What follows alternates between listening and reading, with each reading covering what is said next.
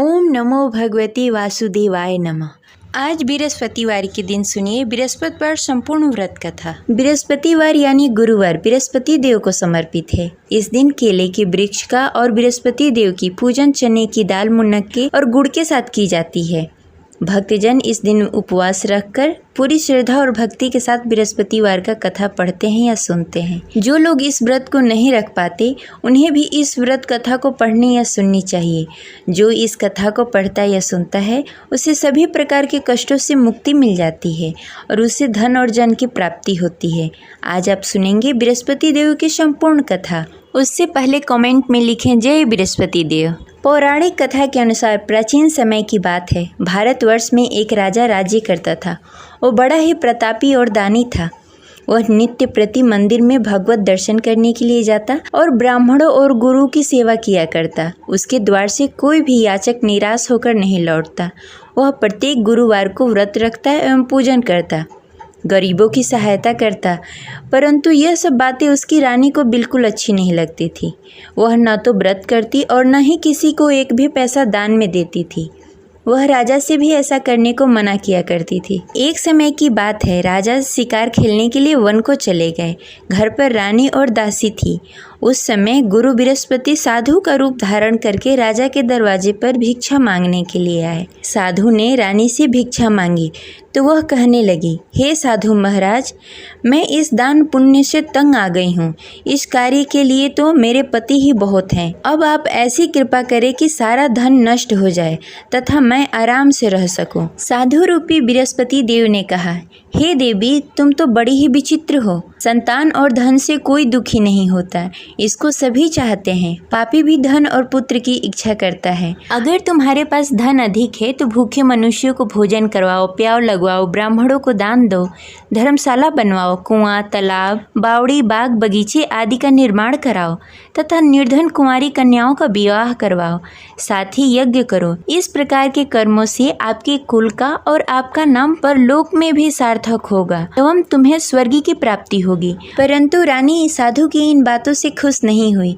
उसने कहा, हे साधु महाराज, मुझे ऐसी धन की आवश्यकता नहीं है जिसे मैं अन्य लोगों को दान में देती फिरूं, जिसको रखने और संभालने में भी मेरा सारा वक्त निकल जाए। साधु ने कहा, हे देवी, यदि तुम्हारी ऐसी ही इच्छा है तो जैसा मैं तुम्हें बताता हूँ वैसा करना। बृहस्पतिवार के दिन आंगन को गोबर से लीपना और अपने केसों को पीली मिट्टी से धोना। केसों को धोते समय स्नान करना। राजा से कहना कि वो हजामत कराए। भोजन में मांस मदिरा खाना, कपड़े धोबी को धोने के लिए देना। इस प्रकार 7 बृहस्पतिवार को करने से तुम्हारा सारा धन नष्ट हो जाएगा। यह कहकर साधु महाराज रूपी बृहस्पति देव अंतर्ध्यान हो गए। रानी ने साधु के कहने के अनुसार 7 बृहस्पतिवार तक वैसा ही करने का विचार किया। साधु के बताए हुए कार्य करते हुए केवल 3 ही बृहस्पतिवार बीते कि उसकी सारी संपत्ति नष्ट हो गई। भोजन के लिए भी 2 समय परिवार तरसने लगा तथा सांसारिक भोगों से दुखी रहने लगा। तब राजा रानी से कहने लगा कि हे रानी, तुम यहाँ पर रहो, मैं दूसरे देश जा रहा हूँ। क्योंकि यहाँ पर मुझे सभी मनुष्य जानते हैं, इसलिए मैं यहाँ कोई कार्य नहीं कर सकता। मैं अब परदेश जा रहा हूँ, वहाँ कोई काम धंधा करूँगा, शायद हमारे भाग्य बदल जाए। ऐसा कहकर राजा परदेश को चला गया। वो वहाँ जंगल से लकड़ियाँ काट कर लाता और शहर में बेचता। इस तरह जीवन व्यतीत करने लगा। इधर राजा के बिना रानी और दासी दुखी रहने लगी। किसी दिन भोजन मिलता और किसी दिन जल पीकर ही रहना पड़ता। एक दिन रानी और दासी को भोजन किए बिना 7 दिन व्यतीत हो गए। तो रानी ने अपनी दासी से कहा, हे दासी, यहाँ पास के नगर में मेरी बहन रहती है। वह बड़ी ही धनवान है। तुम उसके पास जाओ और वहाँ से 5 सेर बेझल मांग के लाओ, जिससे कुछ समय के लिए गुजारा हो जाएगा। दासी रानी की बहन के पास गई। रानी की बहन उस समय पूजा कर रही थी। बृहस्पतिवार का दिन था। दासी ने रानी की बहन से कहा, हे रानी, मुझे आपकी बहन ने भेजा है, मुझे 5 सेर बेझल दे दो। दासी ने यह बात अनेक बार कही, परंतु रानी की बहन ने कोई उत्तर नहीं दिया, क्योंकि वह उस समय बृहस्पतिवार का कथा सुन रही थी। जब दासी को रानी की बहन की कोई उत्तर नहीं मिला तो वह बहुत ही दुखी हुई। उसे क्रोध भी आया। वह लौटकर रानी से बोली, हे रानी, आपकी बहन बहुत ही घमंडी है। वह छोटे लोगों से बात नहीं करती। मैंने उससे कहा, उसने कोई उत्तर नहीं दिया। मैं वापस चली आई। रानी बोली, हे दासी, उसमें उसकी कोई गलती नहीं है। जब बुरे दिन आते हैं तब कोई असहारा नहीं देता। अच्छे बुरे का पता विपत्ति में ही लगता है। जो ईश्वर की इच्छा होगी वही होगा। यह सब हमारे भाग्य का दोष है। उधर रानी की बहन ने सोचा कि मेरी बहन की दासी आई हुई थी, परंतु मैं उससे नहीं बोली, इससे वह बहुत दुखी हुई होगी। अतः कथा सुन बृहस्पति भगवान का पूजन समाप्त करके अपनी बहन के घर गई और कहने लगी, हे बहन, मैं बृहस्पतिवार का व्रत कर रही थी। तुम्हारी दासी हमारे घर आई थी, परंतु जब तक हम कथा सुनते हैं तब तक हम लोग न उठते हैं और न किसी से बातें करते हैं, इसलिए मैं नहीं बोली। कहो दासी क्यों गई थी? रानी बोली, बहन, हमारे घर अनाज नहीं था। वैसे तुमसे कोई बात छिपी नहीं है, इस कारण मैंने दासी को तुम्हारे पास 5 सर बेझल के लिए भेजा था। रानी की बहन बोली, बहन देखो, बृहस्पति भगवान सबकी मनोकामनाएं पूर्ण करते हैं। देखो, शायद तुम्हारे घर में कहीं अनाज रखा हो। यह सुनकर दासी घर के अंदर गई। वहाँ से उसे एक घड़ा बेझल का भरा हुआ मिल गया। उसे बड़ी हैरानी हुई, क्योंकि उसके एक एक बर्तन देख लिया था। उसने बाहर आकर रानी को बताया। दासी अपने रानी से कहने लगी, हे रानी, देखो, वैसे हमको जब अन्न नहीं मिलता तो हम रोज ही व्रत करते। अगर इनसे इस व्रत की विधि और कथा पूछ ली जाए तो हम भी इस व्रत को किया करेंगे। दासी के कहने पर रानी ने अपनी बहन से बृहस्पतिवार के व्रत के बारे में पूछा। उसकी बहन ने बताया, हे रानी बहन, बृहस्पतिवार को सूर्योदय से पूर्व उठकर स्नान आदि से निवृत्त होकर बृहस्पतिवार का व्रत करना चाहिए, लेकिन उस दिन सिर नहीं धोना चाहिए। बृहस्पतिवार के व्रत में चने की दाल और मुनक्के से विष्णु भगवान और केले के वृक्ष की जड़ की पूजन करनी चाहिए तथा दीपक जलाएं। उस दिन एक ही समय भोजन करें। भोजन पीले खाद्य पदार्थ का करें तथा कथा सुनें। इस प्रकार करने से गुरु भगवान प्रसन्न होते हैं और अन्न पुत्र धन देते हैं। इस प्रकार व्रत और पूजन की विधि बताकर रानी की बहन अपने घर को लौट गई। रानी और दासी दोनों ने ही निश्चय किया कि वे बृहस्पति भगवान का पूजन जरूर करेंगी। 7 दिन बाद जब बृहस्पतिवार आया तो दोनों ने व्रत रखा। घुड़सार में जाकर चना और गुड़ बीन लाई तथा उसकी दाल से केले की जड़ में विष्णु भगवान का पूजन किया। अब भोजन कहाँ से आए? दोनों बड़ी ही दुखी हुई, परंतु उन्होंने व्रत किया था, इस कारण बृहस्पति देव भगवान प्रसन्न थे। वे एक साधारण व्यक्ति के रूप में 2 थालों में सुंदर पीला भोजन लेकर आए और दासी को देकर बोले, हे दासी, यह भोजन तुम्हारे और रानी के लिए है, तुम दोनों करना। दासी भोजन पाकर बड़ी ही प्रसन्न हुई और रानी से बोली, रानी जी, भोजन कर लो। रानी को भोजन आने के बारे में कुछ पता नहीं था, इसलिए वह दासी से बोली, जा तू ही भोजन कर ले, क्योंकि तू हमारी व्यर्थ में हंसी उड़ाती है। दासी बोली, एक व्यक्ति अभी भोजन देकर गए हैं। रानी कहने लगी, वह भोजन तेरे लिए दे गए होंगे, तू ही भोजन कर ले। दासी ने कहा, वह व्यक्ति हम दोनों के लिए भोजन की थाली लेकर आए हैं, इसलिए मैं और आप दोनों ही साथ भोजन करेंगी। फिर दोनों ने गुरु भगवान का नमस्कार किया और भोजन प्रारंभ किया। उसके बाद से वे प्रत्येक बृहस्पतिवार को गुरु भगवान का व्रत और पूजन करने लगी। बृहस्पति भगवान की कृपा से उसके पास धन हो गया, परंतु रानी फिर पहले की तरह आलस्य करने लगी। तब दासी बोली, देखो रानी, तुम पहले भी इस प्रकार का आलस करती थी। तुम्हें धन को रखने में कष्ट होता था, इस कारण सभी धन नष्ट हो गए। अब गुरु भगवान की कृपा से धन मिला है तो फिर तुम्हें आलस्य होता है। बड़ी मुसीबतों के बाद हमने यह धन पाया है, इसलिए हमें दान पुण्य करना चाहिए। तुम भूखे मनुष्यों को भोजन कराओ, प्याव लगवाओ, ब्राह्मणों को दान दो, कुआं, तालाब, बावड़ी आदि का निर्माण कराओ, मंदिर पाठशाला बनवाओ, दान दो, कुंवारी कन्याओं का विवाह करवाओ। धन को शुभ कार्यों में खर्च करो, जिससे तुम्हारे कुल और यश बढ़े तथा स्वर्ग की प्राप्ति हो और पितृ प्रसन्न हो। दासी की इन बातों को मानकर रानी ने इसी प्रकार का कार्य करना प्रारंभ कर दिया। जिससे उसका काफ़ी यश फैलने लगा। एक दिन रानी और दासी आपस में विचार करने लगी, न जाने राजा किस दशा में होंगे, उनकी कोई खोज खबर नहीं है। गुरु भगवान से उन्होंने प्रार्थना की और भगवान ने रात्रि में राजा को स्वप्न में कहा, हे राजा उठ, तेरी रानी तुझे याद करती है, अब अपने देश को लौट जा। राजा प्रातःकाल उठकर जंगल से लकड़ियाँ काटकर लाने के लिए जंगल की ओर चल पड़ा। जंगल में गुजरते हुए वह सोचने लगा, रानी की गलती से कितने दुख भोगने पड़े। राजपाट छोड़कर जंगल में आकर रहना पड़ा। जंगल में लकड़ियाँ काटकर उन्हें बेचकर गुजारा करना पड़ा। उसी समय उस जंगल में बृहस्पति देव साधु के रूप में प्रकट हुए और राजा से पूछने लगे, हे लकड़हारे, तू इस सुनसान जंगल में किस चिंता में बैठा है, मुझे बताओ। यह सुनकर राजा के नेत्रों में जल भर आया और साधु की वंदना कर बोला, हे प्रभु, आप सब कुछ जानते हैं। इतना कहकर राजा ने साधु को अपनी संपूर्ण कहानी सुनाई। महात्मा तो स्वभाव से ही दयालु होते हैं।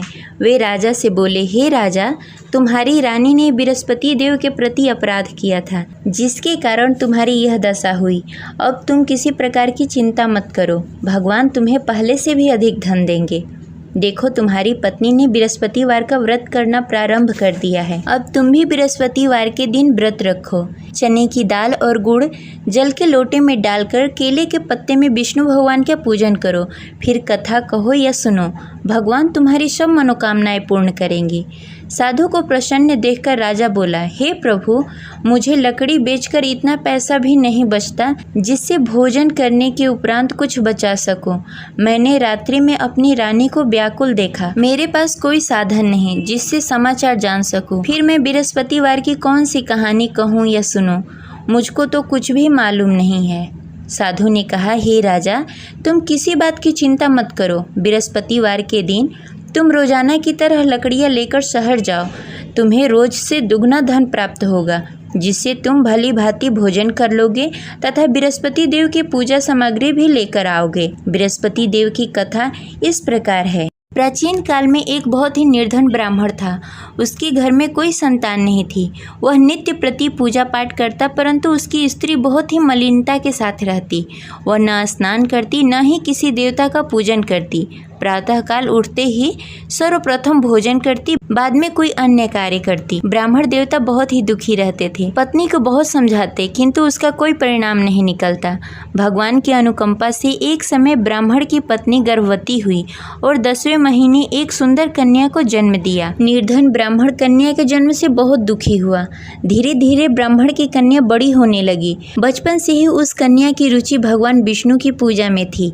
वह प्रातः उठती, स्नान ध्यान करती, उसके बाद भगवान विष्णु की पूजा करती और मंदिर में जाती। बृहस्पतिवार को व्रत करके विधि विधान पूर्वक पूजा पाठ करती। पूजा पाठ के बाद वह पढ़ने के लिए पाठशाला जाती। घर से चलते समय वह मुट्ठी भर जौ साथ में लेकर जाती और पाठशाला के रास्ते में थोड़ी थोड़ी जौ गिराते जाती। जब पाठशाला से लौटकर आती, जौ के दाने सोने में बदल जाते। लड़की सभी सोने के दाने बीन लाती। एक दिन जब वह सोने के दानों को साफ कर रही थी, तो उसकी माँ ने कहा, बेटी, सोने के दाने साफ करने के लिए सोने का सूप भी होना चाहिए। अगले दिन बृहस्पतिवार था। उसने भगवान बृहस्पति देव की पूजा करते हुए प्रार्थना की, हे भगवान, यदि मैंने आपका व्रत विधि विधान से किया हो तो मुझे सोने का सूप दे दो। भगवान बृहस्पति देव ने उसकी मनोकामना पूरी करने का वचन दिया। पाठशाला से लौटते समय उसने रास्ते में सोने का सूप पड़ा हुआ मिला। घर लौटकर सोने का सूप अपनी माँ को दिखाकर वह सोने के दाने साफ करने लगी। उसी समय नगर का राजकुमार उसके घर के पास से गुजर रहा था। उस सुंदर लड़की को सोने के सूप में जौ साफ करते देख राजकुमार उस पर मोहित हो गया। राजकुमार ने अपने पिता से उस लड़की से विवाह करने की इच्छा प्रकट की। तो राजा ने ब्राह्मण को महल में बुलाकर राजकुमार से उसकी लड़की के विवाह की बात कही। ब्राह्मण तैयार हो गया। धूमधाम से उस लड़की का विवाह राजकुमार से हो गया। दुल्हन बनकर ब्राह्मण की लड़की महल में चली गई। लड़की के चले जाने से ब्राह्मण फिर से निर्धन हो गया। उसे कई कई दिनों तक बिना भोजन के रहना पड़ा। बहुत दुखी होकर ब्राह्मण एक दिन अपनी लड़की के पास गया। अपने पिता से निर्धनता का समाचार सुनकर उसे बहुत सारा धन देकर पिता को विदा किया। उस धन से ब्राह्मण का कुछ दिनों तक आराम से गुजारा हुआ, लेकिन जल्द ही फिर भूखों मरने की हालत हो गई। ब्राह्मण अपनी लड़की से धन लेने के लिए फिर महल में पहुंचा। लड़की ने पिता की बुरी हालत देखकर कहा, पिताजी, आखिर आप कब तक मुझसे धन लेकर जीवन व्यतीत करेंगे? आप कोई ऐसा उपाय क्यों नहीं करते जिससे आपका घर धन्य धान से भर जाए? ब्राह्मण ने कहा, मैंने तेरी माँ को बहुत समझाने की कोशिश की, पर उसकी समझ में कुछ नहीं आता। उसकी फुहड़ता नष्ट हो तब तो घर की निर्धनता दूर हो। तब कुछ सोचकर लड़की ने पिता से कहा, पिताजी, आप कुछ दिनों के लिए माँ को मेरे पास छोड़ जाओ। तब कुछ सोचकर ब्राह्मण ने पत्नी को लड़की के पास महल में छोड़ दिया। लड़की ने अपनी माँ से कहा, माँ, तुम कल प्रातः उठकर स्नान आदि करके भगवान विष्णु की पूजा करना। पूजा करने से तुम्हारी निर्धनता अवश्य दूर हो जाएगी। लेकिन उसकी माँ ने उसकी कोई बात नहीं मानी।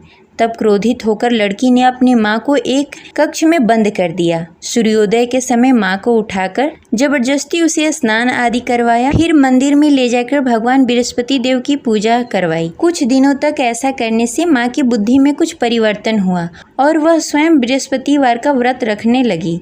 उसके व्रत करने से ब्राह्मण के घर की निर्धनता दूर हो गई और भगवान विष्णु की अनुकंपा हुई और दोनों पति पत्नी धन संपत्ति पाकर आनंद पूर्वक जीवन व्यतीत करते हुए विष्णु धाम को चले गए। लकड़हारा बने राजा ने उस साधु से भगवान विष्णु देव की यह कथा सुनकर बृहस्पतिवार का व्रत करना शुरू कर दिया और भगवान विष्णु की पूजा करने लगा।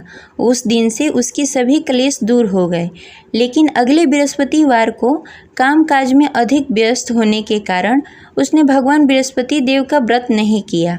भगवान बृहस्पति देव लकड़हारे से क्रोधित हो गए और उसे भूल की सजा दी। उस दिन नगर के राजा ने नगर में घोषणा करके सबको सूचित किया कि प्रत्येक नागरिक मेरे महल में भोजन करने आए। जो नहीं आएगा उसे अपराधी मानकर भारी दंड दिया जाएगा। लकड़हारा बने राजा ने उस नगर के राजा की घोषणा तो सुनी, लेकिन जंगल से लकड़ी काटकर लाने और उसे बेचने में देरी हो जाने के कारण वह समय पर महल में भोजन करने नहीं पहुंच सका। अतः राजा के सैनिक लकड़हारे को पकड़कर महल में ले गए। राजा ने उसे महल के एक कक्ष में बैठाकर भोजन कराया। उस कक्ष में एक खुट्टी पर रानी का सोने का हार लटका हुआ था। लकड़हारा अकेला उस कक्ष में भोजन कर रहा था। तभी उसने एक आश्चर्यजनक घटना देखी। देखते ही देखते वह खुटी हार को निगल गई। थोड़ी देर बाद जब राजा ने हार को गायब देखा तो लकड़हारे को कारावास में डाल दिया। लकड़हारा मन ही मन अपने भाग्य को कोसने लगा। तभी उसे जंगल में मिले साधु का स्मरण हुआ। थोड़ी देर में भगवान बृहस्पति देव सन्यासी के रूप में उसके सामने प्रकट हुए और कहा, हे लकड़हारे, तूने भगवान बृहस्पति देव की पूजा नहीं की, इसी कारण तुम्हें कष्ट हो रहा है। लेकिन अब चिंता मत करो, बृहस्पतिवार के दिन कारागार के दरवाजे पर तुम्हें कुछ पैसे पड़े हुए मिलेंगे। उन पैसों से भगवान बृहस्पति देव का व्रत करके उनकी पूजा करोगे तो तुम्हारे सारे दुख दूर हो जाएंगे। फिर बृहस्पतिवार के दिन दरवाजे पर पड़े पैसे राजा को मिले, जिससे उसने चने की दाल, गुड़, मुनक्का मंगाकर भगवान बृहस्पति देव की कथा कही और व्रत किया, जिससे भगवान बृहस्पति देव प्रसन्न होकर उस नगर के राजा को स्वप्न में लकड़हारे को मुक्त करने को कहा। सुबह राजा ने आकर अपने कक्ष में देखा कि खूंटी पर हार टंगा हुआ है।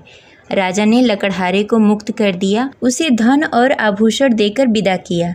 लकड़हारा बना राजा उस नगर से चलकर अपने नगर की तरफ चल दिया। जब राजा अपने नगर में पहुंचा तो उसने देखा उस नगर में कुएं, धर्मशाला, बाग बगीचे देखकर बहुत प्रसन्न हुआ। राजा ने किसी से पूछा, ये कुएं, धर्मशाला किसने बनवाए? सबने उसे बताया कि ये सब रानी और दासी ने बनवाए हैं। राजा जब महल में पहुंचे तो रानी ने उनका भव्य स्वागत किया। तब राजा ने निश्चय किया कि सप्ताह में एक बार तो सभी बृहस्पतिवार का व्रत तथा पूजन कर सकते हैं, परंतु मैं प्रतिदिन व्रत किया करूँगा तथा दिन में 3 बार कथा कहूँगा। अब राजा हर समय दुपट्टे में चने की दाल बांधकर रखते तथा दिन में 3 बार बृहस्पतिवार का कथा कहते। कुछ दिनों के बाद राजा को अपनी बहन की याद आई। एक दिन घोड़े पर सवार होकर राजा अपनी बहन से मिलने के लिए चल दिया। अभी राजा नगर के बाहर ही पहुंचा था कि उसने देखा कि कुछ लोग एक 100 को ले जा रहे हैं। राजा को स्मरण हुआ कि आज उसने किसी को बृहस्पतिवार का व्रत कथा नहीं सुनाया।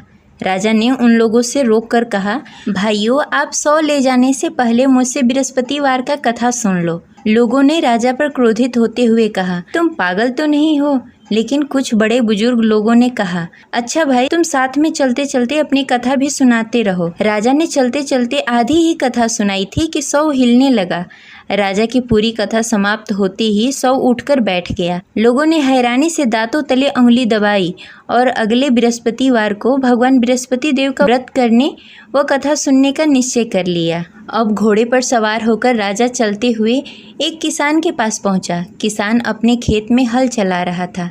राजा ने कहा, अरे भाई, मुझसे बृहस्पतिवार का कथा सुन लो। किसान झुंझलाकर बोला, अरे भाई, देख नहीं रहे, जितनी देर मैं तुम्हारी कथा सुनूंगा उतनी देर में तो पूरी खेत में हल चला लूंगा। राजा निराश होकर चला गया। तभी किसान का बैल लड़खड़ा के गिर गया और किसान के पेट में भी जोरों से दर्द होने लगा।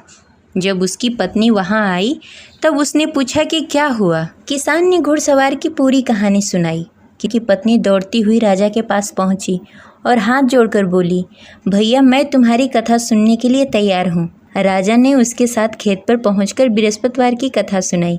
तभी बैल भी उठकर खड़ा हो गया और किसान के पेट का दर्द भी तुरंत ठीक हो गया। राजा वहां से अपने घोड़े पर सवार होकर अपने बहन के घर पहुंचा। तब राजा की वहां बहुत आव भगत हुई। अगले दिन सुबह उठकर राजा ने देखा घर के सभी लोग भोजन कर रहे हैं। किसी भूखे को बृहस्पतिवार का कथा सुनाए बिना राजा कभी भोजन नहीं करता था। उसने बहन से कहा, बहन, क्या घर में कोई ऐसा व्यक्ति है जिसने भोजन नहीं किया हो?